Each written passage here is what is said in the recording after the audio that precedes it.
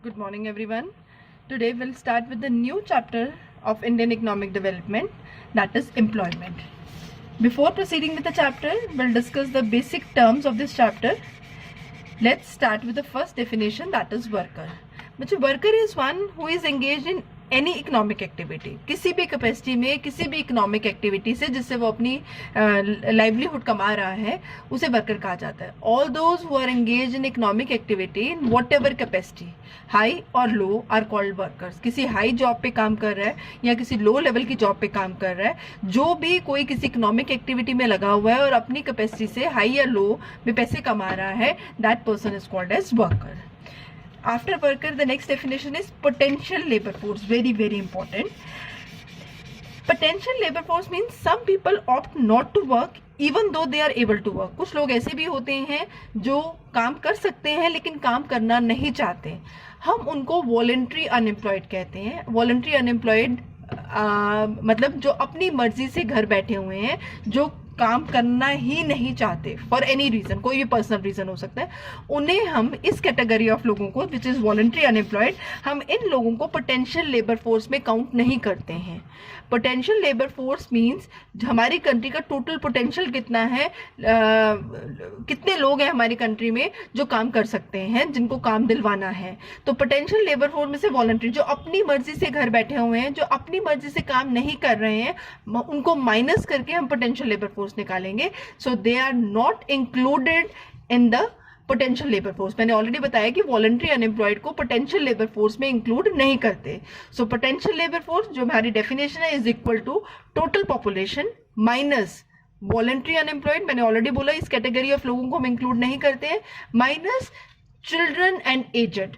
15 साल से नीचे वाला और 60 साल से ऊपर वाला. 15 साल से नीचे वाले बच्चे को भी हम पोटेंशियल लेबर फोर्स में काउंट नहीं करते हैं because lawfully he is not meant to work. और एजेड जो 60 प्लस है वो भी आउट ऑफ वर्किंग पॉपुलेशन हो जाता है. तो इनको माइनस करके रिमेनिंग जो है वो हमारी कंट्री की पोटेंशियल लेबर फोर्स है. I will come again to it. Potential labour force means हमारी कंट्री का टोटल पोटेंशियल कितना है लेबर का, कितनी लेबर है जो हमारी कंट्री के लिए प्रोड्यूस कर सकती है. Potential labour force is equal to total population, country की total population minus voluntary unemployed. Voluntary unemployed means जो अपनी मर्जी से घर बैठे हैं, जो काम नहीं करना चाहते, minus children and aged. Children below the age of 15 years and aged above the age of 60 years. इनको हम कभी भी पोटेंशियल लेबर फोर्स या कभी भी वर्किंग पॉपुलेशन में काउंट नहीं करते हैं. बच्चे 15 साल से नीचे और एजेड 60 साल से ऊपर, इनको हम कभी भी अपनी लेबर फोर्स में, पोटेंशियल लेबर फोर्स में काउंट नहीं करते हैं. So this is very important. What is the potential labour force of a country? Total population of a country minus children below the age of 15, aged above the age of 16, minus voluntary unemployed. ये voluntary unemployed को already हमने जब total unemployment of a country निकाला था उसमें voluntary unemployed वहां से भी माइनस किए थे और बताया था कि वॉलंटरी अनएम्प्लॉयड को कभी भी हम टोटल अनएम्प्लॉयमेंट में काउंट नहीं करते हैं, क्योंकि ये वो कैटेगरी ऑफ लोग हैं जो अपनी मर्जी से काम नहीं कर रहे हैं. Done. Next definition after this we have is supply of labour. Supply of labor means supply of labor is measured in terms of man days work. 1 day equal to 8 days.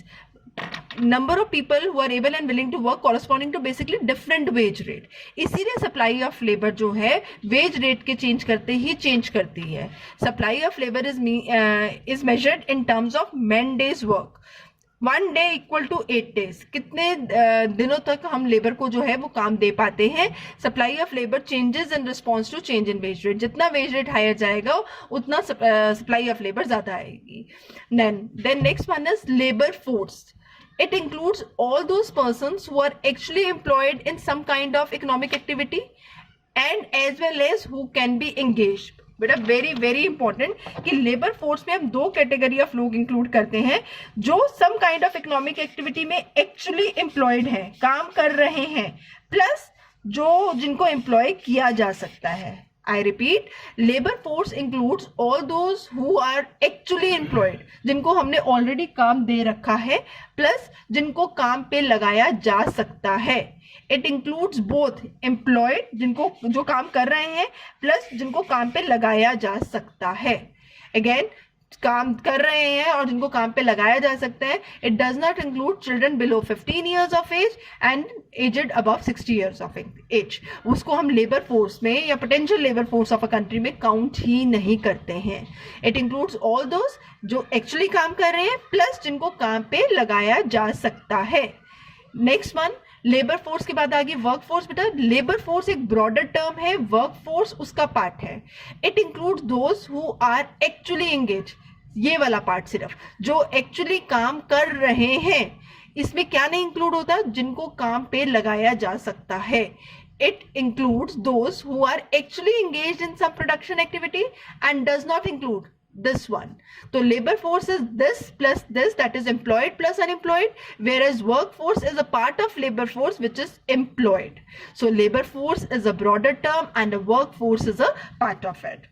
So workforce include only employed person, right? Next one, labor force participation rate. हमने labour force किया, उसके बाद आ गया labour force participation rate. जब भी rate निकालते हैं that means it is in the percentage. तो labour force participation rate means total labour force, that is employed plus unemployed, people who are actually engaged in some economic activity plus one who can be engaged in some economic activity upon में total population again into 100.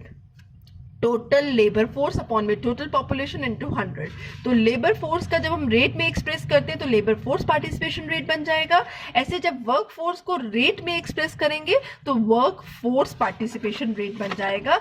That is it refers to the ratio of work force who are actually engaged in some economic activity upon में total population into 100.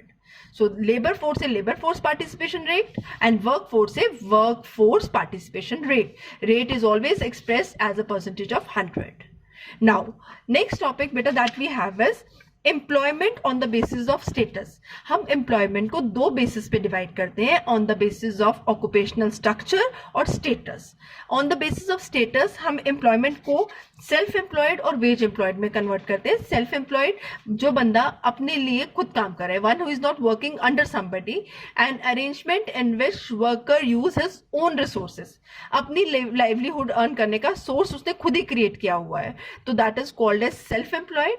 50% of workforce in India belong to this category.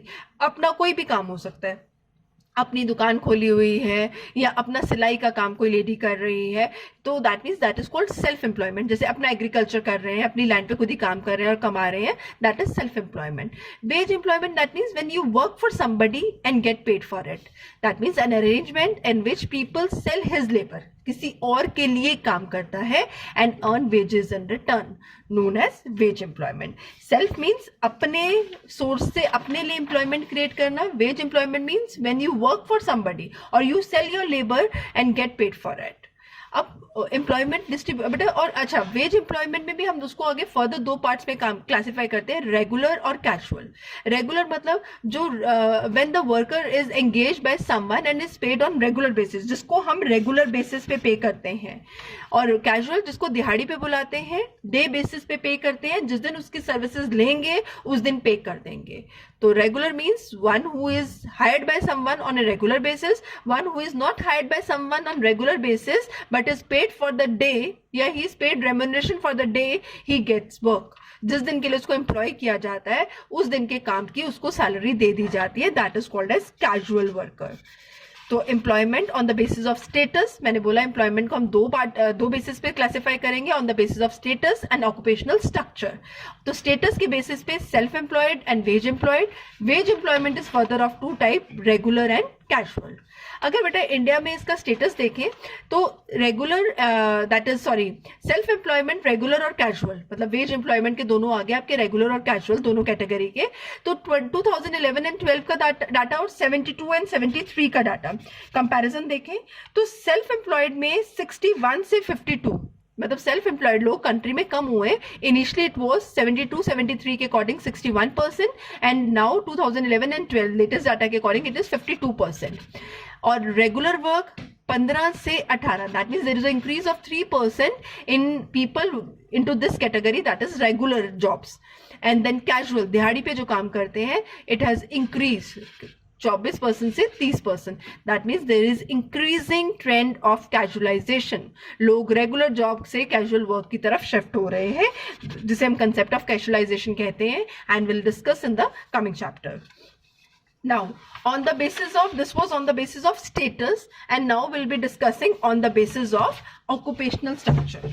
Occupational structure means division of population into different occupations, distribution of workforce into primary, पहला sector, secondary दूसरा, and then tertiary. जब हम employment check करते हैं या compare करते हैं on the basis of occupational structure, that is primary, secondary and tertiary, that is division of workforce into primary sector, secondary sector and tertiary sector, it is called employment on the basis of occupational structure. इसका data देखें तो बेटा primary sector, which is the main primary sector या primary agriculture, which is the main occupation of people in India, people in 72-73 were 74.3, which decreased to 48.9. तो that means population primary sector से withdraw हुई है 74.3% से, it has just come to 48.9%.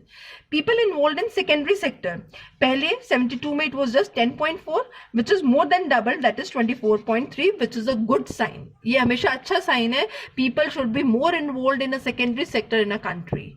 And then tertiary sector, again service sector of the country, जो हमारी country का by default सबसे ज्यादा एम्प्लॉयमेंट क्रिएटिंग है, not by default, because of the MNC, सबसे ज्यादा टर्शरी सेक्टर ने हमारी कंट्री में डेवलप किया है. It has increase from 14% to 26.8%. 26.8%, that means almost 10%, 10 to 12% का इंक्रीज टर्शरी सेक्टर में भी देखा गया है. तो people have withdrawn themselves from primary sector and got themselves enrolled in secondary और tertiary sector. So definitely this is a good sign. लोग primary से निकल रहे हैं, सेकेंडरी और टर्शरी में इन्वॉल्व हो रहे हैं. It is always a good sign. It is always considered as a good sign, क्योंकि agriculture sector, that is primary sector, should always employ minimum number of people so that we can count a country into a develop nation. अगर एक country के ज्यादा लोग agriculture, that is primary sector में involve होते हैं, वो country कभी भी डेवलप नहीं कर सकती. ये ट्रेंड्स दिखा रहे हैं. आप किसी भी डेवलप नेशन से इंडिया को कंपेयर कर लीजिए, वो ही कंट्री डेवलप है जिसमें एग्रीकल्चर में लोग कम इन्वॉल्व है और सेकेंडरी और टर्शरी सेक्टर में ज्यादा इन्वॉल्व है. सेकेंडरी और टर्शरी में कंपेयर करें तो सेकेंडरी में इससे ज्यादा होने चाहिए और टर्शरी में कम होने चाहिए. बट ठीक है, यहाँ पे 24 और 26, that is almost on the same position. But अभी भी एग्रीकल्चर से लोगों को विड्रॉ करने की जरूरत है, and they need to be employed in secondary and tertiary sector. Now type of employment बेटा हम दो पार्ट्स में क्लासिफाई करते हैं, that is called formal and informal employment. अब इनमें क्या फर्क है बच्चे? फॉर्मल एम्प्लॉयमेंट का मतलब है those employed person who enjoy social security benefit. Formal sector वो सेक्टर होता है जहां पे काम करने वाले लोगों को सारे के सारे सोशल सिक्योरिटी बेनिफिट्स मिलते हैं. सोशल सिक्योरिटी बेनिफिट्स का मतलब है जिनको से प्रोविडेंट फंड कट रहा है, जिनका ग्रेचुटी कट रही है, पेंशन फंड कट रहा है, मैटरनिटी बेनिफिट्स मिल रहे हैं, उन सेक्टर को फॉर्मल सेक्टर में काउंट करते हैं. दैट मीन्स वो लोग जिनको ये सारे सोशल सिक्योरिटी बेनिफिट्स मिलते हैं, they are counted in the formal sector. हमारी कंट्री में फॉर्मल सेक्टर में काम करने वाले लोग जस्ट 6% है, which is very low. That means 94% लोग इन फॉर्मल सेक्टर में काम कर रहे हैं, जहां पे सोशल सिक्योरिटी बेनिफिट्स के नाम पे कुछ भी नहीं मिल रहा. बच्चे फॉर्मल सेक्टर में काम करने वाले लोग लेबर लॉज वगैरह से प्रोटेक्टेड होते हैं. इनको जो वेजेस हैं, दैट आर पेड, वेजेस और salaries that are paid according to the law, they are protected by the law. उनके अगर जॉब से निकालने के वक्त भी proper procedure is being followed of, because they are working in a formal sector, तो they are lawfully protected. और अगर वैसे चेक किया जाए कि फॉर्मल सेक्टर में कैसे काउंट करते हैं, in India all those who are employed in private या पब्लिक सेक्टर, वो सारे लोग जो प्राइवेट या पब्लिक सेक्टर में काम कर रहे हैं, जहां पे 10 से ज्यादा लोग काम करते हैं, that is considered as formal. और फॉर्मल का दूसरा नाम है organised sector. Formal sector means the people who work in that sector where they get all social security benefits such as gratuity, pension, maternity and provident fund. They are entitled to all social security benefits. They are protected by the labor laws. They are paid according to the laws of the country. And हमारी country में इस sector में that is organised और formal interchangeably use कर सकते हैं. उसमें काम करने वाले लोग जस्ट 6% हैं, विच इज वेरी लो. इसका ऑपोजिट जो है that is informal sector. It refers to those employed person who do not get इसका ऑपोजिट हो गया, यहाँ पे हु गेट, यहाँ हो गया who do not get any social security benefits. That means उनको कोई भी सोशल सिक्योरिटी बेनिफिट नहीं मिलता, जैसे provident fund, gratuity, pension, maternity benefit, ये सब बेनिफिट्स उनको नहीं मिलते हैं। नेक्स्ट 94, यहाँ पे 6% लोग काम कर रहे हैं, तो हमारी कंट्री के 94% पीपल कहाँ काम कर रहे हैं? इनफॉर्मल सेक्टर में। और इनफॉर्मल सेक्टर में काम करने वाले लोगों की बहुत सारी प्रॉब्लम्स हैं, जैसे no legal protection by the government, उनको कोई भी गवर्नमेंट लीगल प्रोटेक्शन नहीं देती है। They can be remove from the service without any notice, काम से निकालते वक्त एम्प्लॉयर उनको कभी भी काम से निकाल सकता है। That means they are not serve with any notice, not any benefits, कभी भी उनको काम से निकाला जा सकता है। They are usually low paid, इनकी सैलरीज लो होती हैं, बिकॉज मैंने ऑलरेडी बताया जब फॉर्मल सेक्टर में गवर्नमेंट के बनाए हुए रूल्स के अकॉर्डिंग पे किया जाता है, तो इनफॉर्मल सेक्टर में गवर्नमेंट के बनाए हुए रूल से अंडर पे किया जाता है। तो they are usually low paid and they live in slums. ये वो कैटेगरी ऑफ लोग होते हैं जो स्लम्स में रहते हैं। और बेटा अब कहते हैं कि why the people work in informal sector, जब इनफॉर्मल सेक्टर में कोई बेनिफिट नहीं मिल रहा तो लोग इनफॉर्मल सेक्टर में काम क्यों करते हैं? क्योंकि हमारे फॉर्मल सेक्टर में जॉब्स है ही नहीं है। तो अगर फॉर्मल सेक्टर में जॉब नहीं मिल रही है तो there is only one option to get employed into informal sector. अगर वो फॉर्मल में काम करना चाहते हैं और फॉर्मल में जॉब ही नहीं है तो बाय डिफॉल्ट उनको इनफॉर्मल सेक्टर ज्वाइन करना पड़ेगा। इनफॉर्मल सेक्टर लेबर लॉस से की कोई प्रोटेक्शन नहीं ऑफर करता, उनको कभी भी काम से निकाला जा सकता है, उनकी वर्किंग कंडीशंस को भी इवन चेक नहीं किया जाता। जो फॉर्मल सेक्टर में काम करते हैं उनके लिए जो गवर्नमेंट के बनाए हुए रूल्स के अकॉर्डिंग बेसिक वर्किंग कंडीशंस होती हैं, वो जो आर गवर्नमेंट ने फिक्स किए, वेजेस जो पर आर गवर्नमेंट ने फिक्स किए हैं वो पे किए जाते हैं। उनको सारे के सारे बेनिफिट्स दिए जाते हैं कि अगर ओवर टाइम भी उनसे करवाया जाता है तो गवर्नमेंट के बनाए हुए रूल से ही पे किया जाता है। बट ऐसा कुछ भी इनफॉर्मल सेक्टर में नहीं दिया जाता। They are usually low paid, they live in slums. ये बेसिकली लो कैटेगरी ऑफ लोग होते हैं जो अंडर पे पे भी काम करना शुरू कर देते हैं, बिकॉज जो उनकी they are unemployed, they are uneducated, तो उनको बेसिकली अपनी अर्निंग या लाइवलीहुड अर्न करने के लिए जॉब चाहिए। तो अगर फॉर्मल उनको एनरोल नहीं कर रहा तो they have only one option to get enrolled in informal sector. बच्चे ये तो मीनिंग और शॉर्ट नोट हो गया। It can also come in the form of distinguish between formal and the informal sector। तो distinguish इन्हीं के बेसिस पे हम 4 से 5 पॉइंट डिफरेंस क्या बना सकते हैं। पहला मीनिंग चला जाएगा, दूसरा मैंने आपको बताया कि हमारी कंट्री में 6% लोग फॉर्मल में काम करते हैं और उधर 94% हो गए इनफॉर्मल में। देन फॉर्मल में सारे सोशल सिक्योरिटी बेनिफिट्स मिलते हैं, इनफॉर्मल में कोई सोशल सिक्योरिटी बेनिफिट नहीं मिलता। फॉर्मल लीगल लॉ से प्रोटेक्टेड है, इनफॉर्मल लीगल लॉ से प्रोटेक्टेड नहीं है। फॉर्मल में अगर जॉब से निकालना है तो proper procedure need to be followed. Informal में जॉब से निकालने के लिए कोई भी प्रोसीजर या गाइडलाइंस वो फॉलो करने की जरूरत नहीं है। So it can come in the form of difference also, and it can come in the form of write a short note also. So formal and informal employment, this is very important. तो now अगर हम sum up करें कि आज हमने क्या discuss किया, हमने डिस्कस की basic definitions of the chapter that is employment, जिसमें हमने डिस्कस की सप्लाई ऑफ लेबर जो चेंज इन वेज रेट से चेंज होती है, लेबर फोर्स जिसमें work force that is employed plus unemployed दोनों इंक्लूड होती है। This is work force and this is unemployed. तो वर्क फोर्स जो सिर्फ काम पे जो लोग ऑलरेडी काम में इन्वॉल्व हैं उनको इंक्लूड किया जाता है, जिनको काम पे लगाया जा सकता है उनको इंक्लूड नहीं किया जा सकता। फिर हमने लेबर फोर्स से लेबर फोर्स पार्टिसिपेशन रेट और वर्क फोर्स से work force participation rate calculate किया। हमने ये भी देखा बेटा कि लेबर फोर्स हो या वर्क फोर्स हो, दोनों में काउंट करने वाली category 15 to 60 years of age है। 15 से नीचे वाला बंदा और 15 से नीचे वाला बच्चा और 60 से ऊपर वाला अडल्ट को हम लेबर फोर्स, वर्क फोर्स किसी भी कैटेगरी में या potential labour force of a country में काउंट नहीं करते हैं। तो these are the definitions which are very important from the examination point of view. You need to be thorough with these definitions.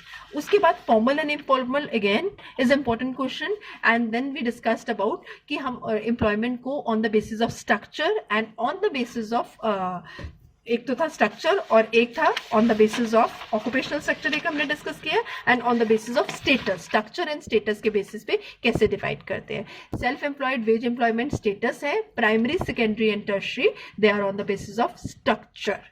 फिर कितने परसेंट है, अगर आप ये सोचें कि ये डाटा मैम कैसे याद होगा, डाटा बेसिकली दिया होता है, comparison need to be written. जी अगर सपोज करो ये डाटा बेस्ड क्वेश्चन आता है इस रिगार्ड में, तो आपको ये डाटा प्रोवाइडेड होगा, you need to compare and comment. Compare करेंगे कि सेल्फ एम्प्लॉयड, तो जब आप कंपेयर करेंगे तो डेफिनेटली सेल्फ एम्प्लॉयमेंट की डेफिनेशन देके फिर सेल्फ एम्प्लॉयमेंट को कंपेयर करेंगे, रेगुलर की डेफिनेशन देके फिर रेगुलर को कंपेयर करेंगे, कैजुअल की डेफिनेशन देके फिर कैजुअल को कंपेयर करेंगे, so that you get marks for writing the answer, because अगर directly आप इसको it has increased या it has decreased देखेंगे, it won't get you really good marks. तो अगर अच्छे नंबर चाहिए तो you need to define it and then make a comparison of it. Thank you so much.